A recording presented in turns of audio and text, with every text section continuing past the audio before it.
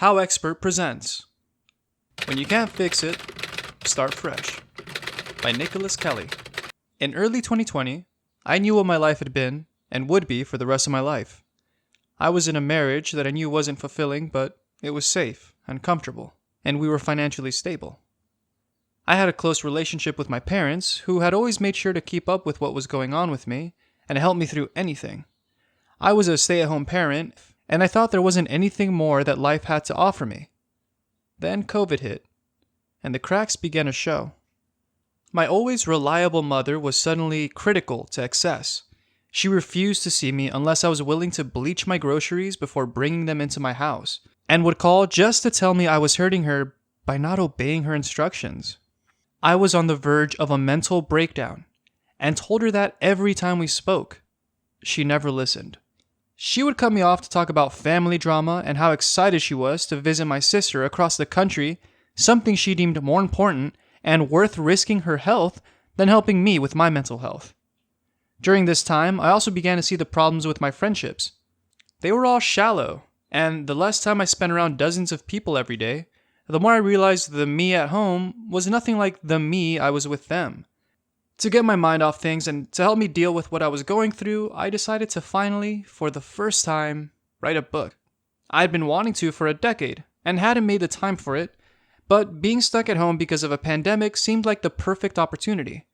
I went from first draft to self-published in 2 months and began integrating into an online community of authors and writers and readers on Twitter. They welcomed me with open arms, but there was still a sense of emptiness in the friendships I was building. Until I met her. Eleanor reached out to me first. She wanted to have a small support group for people trying to pitch their books to agents and publishers. I was excited about the upcoming event on Twitter, so I accepted. I read her manuscript, which was one of the best books I've ever read to this day, and we began to develop a friendship I can only describe as being written in the stars. I felt like she knew me better than anyone else I'd ever known. She could see through every mask I tried to put on, and even more than I could, myself. She saw the cracks in my life I thought was built to last.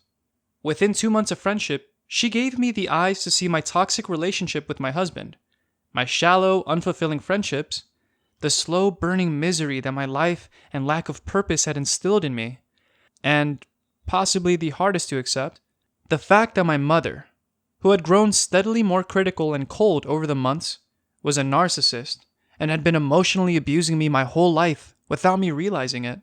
Even better than simply opening my eyes, Eleanor, who had become the most trusted person in my life, tried to help me repair things with my husband, with my friends, and with my mom. We began writing a book together, and through the process became even closer. Things finally came to a head in November when I sat down with my husband and we decided that our marriage was serving neither of us, and that we were going to get a divorce. That was when the cracks began to break away, and the illusion of comfort and happiness I always had crumbled. My mother, who had been growing progressively more critical and nasty, would call just to insult my new haircut, or to tell me that I was abandoning her, all the while inviting my ex over to her home for lunch. I leaned heavily on Eleanor, and soon discovered that I was in love with her in a way that I didn't know could actually happen in real life. We began seeing each other via the internet since we lived thousands of miles apart.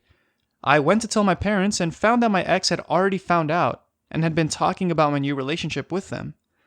The closer I got to Eleanor, the more my other friends began to pull away, uncomfortable with me leaving behind my American dream life in the pursuit of my own happiness. They would call just to yell at me for not giving them the attention they deserved, while I navigated a toxic separation, a new love, and the betrayal of my family. With nothing left for me in the community I'd painstakingly integrated myself into for years, I packed my bags and moved across the country to Eleanor. Things haven't been easy. We were still a new couple when we moved in together, and I was still dealing with custody battles and toxic, hateful letters from my mom about the things I owed her for raising me. I hadn't worked in years, and had little in the way of job prospects since my degree was in a subject that required a graduate degree in order to be more useful. But Eleanor was endlessly supportive, and I found that with her, I wasn't smothered like I was in my previous relationship. I was free to grow, and she was willing to help me. She helped me improve my writing and helped me to find a literary agent for my work.